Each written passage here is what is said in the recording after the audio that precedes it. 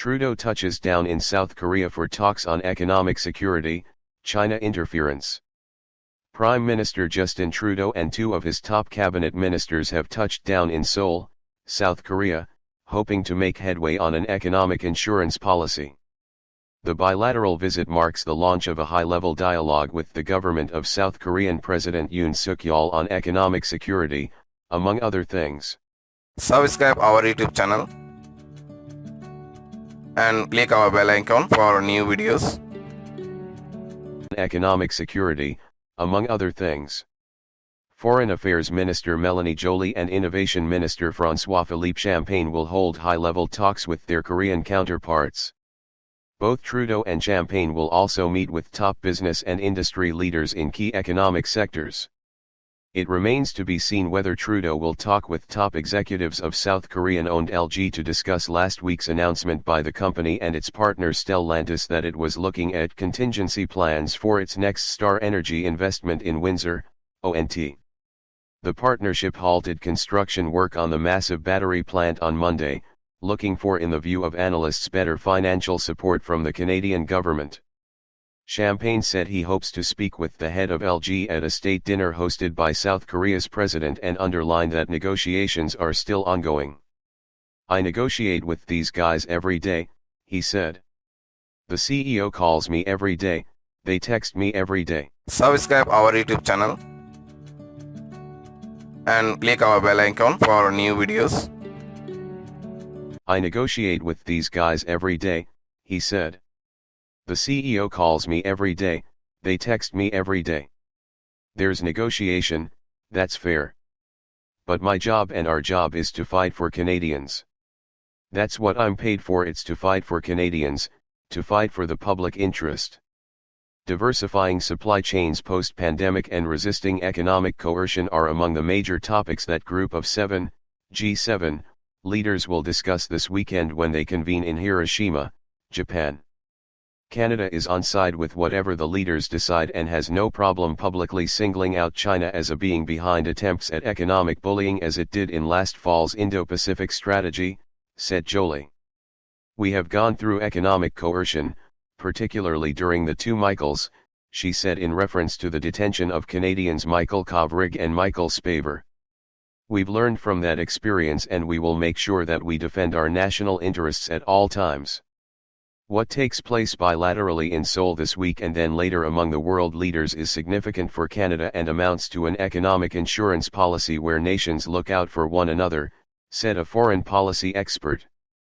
"We've been subjected to Chinese coercion very recently, and various, different kinds of Chinese interference," said Roland Paris, a professor of international affairs at the University of Ottawa and a former foreign policy advisor to Trudeau. "And so for Canada, having friends, and having arrangements with our friends to operate together to resist coercion, is extremely important." China's economic coercion. In the wake of the 2018 arrest of Huawei business executive Meng Wanzhou, at the behest of the U.S. Department of Justice, China retaliated with a series of import bans, notably on canola and pork, and seized two Canadian citizens, Michael Kovrig and Michael Spavor.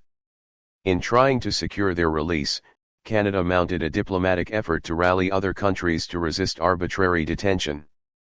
Paris said leading countries to push back against economic bullying is in the same league, because they are working together to try to deter China from taking actions that target specific countries, in effect saying, "We will work together to try and resist these efforts."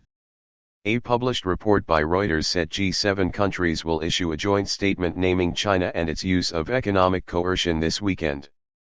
The statement will be paired with a broader written proposal on how the 7 advanced economies will work together to counter the overall problem, regardless of the country involved. The news agency quoted an unnamed senior U.S. official familiar with the discussions. Gordon Haldon, a China expert at the University of Alberta, said singling out China will likely further strain relations between Beijing and Washington. "I think that the risk of trade being used as a weapon is increasing," said Haldon. "If there was a Chinese diplomat sitting here beside me, I'm sure he or she would pipe up and say, 'What about US restrictions on the export of high-tech chips to China, etc.'" Isn't that politically generated economic coercion? The notion that Beijing would be singled out by G7 allies drew a sharp response from China Daily, the English-language daily publication owned by the Central Propaganda Department of the Chinese Communist Party. It accused Washington of trying to manipulate the discussion among G7 leaders, and the issue was a demonstration of how brazenly it imposes itself on its allies. Isn't that politically generated economic coercion? The notion that Beijing would be singled out by G7 allies drew a sharp response from China Daily, the English-language daily publication owned by the Central Propaganda Department of the Chinese Communist Party.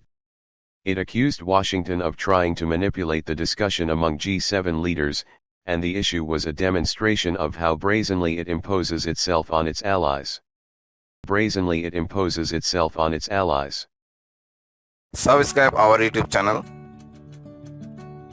and click our bell icon for new videos.